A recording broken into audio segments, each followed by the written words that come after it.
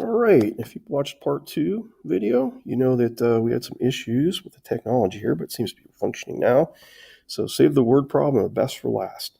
So let's go ahead and try reading through this thing again and pick up some important things as we go.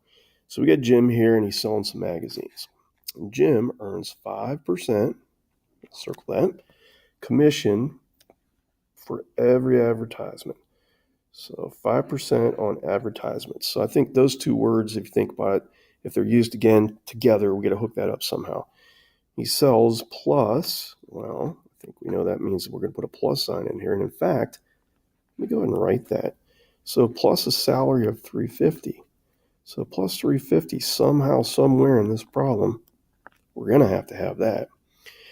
If the average amount of money that a business will spend on an advertisement is $500.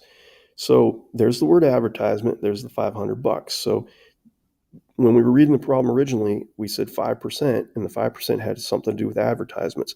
So I hope it makes sense that 5% and that $500 are going to have to go together somehow, because they're both referencing the advertisements. So let me keep reading here. How many advertisements? So how many advertisements? Let me box that in, because that's what we're going to be ended up looking for. So that guy's going to be X right there. Must he sell each week to make a salary of at least, there's a good math word, $1,000. Okay, now we are talking about inequalities in this section, so there's got to be a greater than or less than in here. So at least, well, what's that mean? Does that mean more than 1,000, less than 1,000? Well, that means more. And what symbol means more than or greater than? So there we go. So got to have more than $1,000. So now the question is, do we put the equal sign with that greater than or not? So is $1,000 also $1,000 at least? So yeah, if I had $1,000, if I literally had equal to $1,000, then that's at least $1,000. So greater than or equal to. So obviously we got to work the rest of this problem in here using that 5% and the 500. So Jim's getting 5% of the $500. So he's not getting $500. That ain't going to happen. So how do you take 5% of something? Well, it's 0.05, right? Because we want to go with a decimal times 500. So that's Jim's cut of that.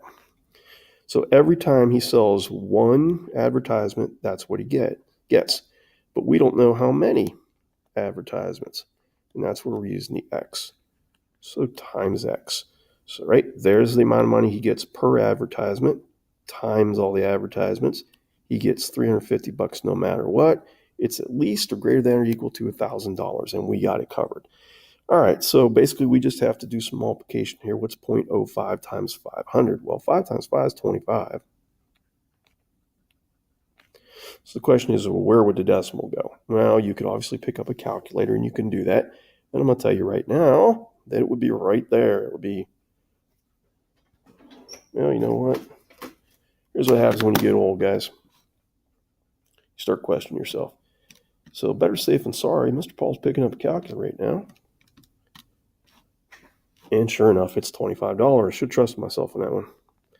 So 25x plus 350 greater than or equal to 1,000. You get this far, we're kind of home free, right? Because it's pretty easy to solve from here. Subtract 350. So if you watched the last video, from here on out, I'm going to tend to leave off this little step right here. I mean, obviously, we have to do a minus 350. But it's not going to break my heart if you don't write the minus 350, because I know, or you know, that's what we're doing. 25x. So same thing, I'm going to do it one more time. How do you get rid of the 25? You divide by 25. If you leave off the divide by 25, I will assume you know that's what you're doing. And again, we want to probably pick up a calculator and go, hey, what's 650 divided by 25 to be 100% sure? 26. So here's our answer. So Jim has got to sell at least 26 of these advertisements for him to make his $1,000 that he wants. Now, for word problems, more often than not, you wouldn't want to go with interval notation, because this makes a lot more sense.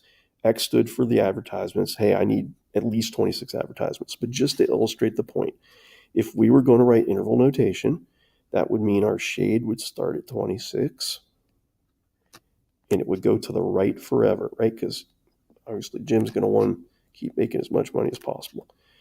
If it has the equal to, it means if we had done the graph, and you don't have to do the graph for this one, it would have been a closed-in circle. A closed-in circle gets a bracket in parentheses for the infinities, because infinities obviously never end. All right, so fun with word problems, right? But that is it for section 2. Thanks for watching.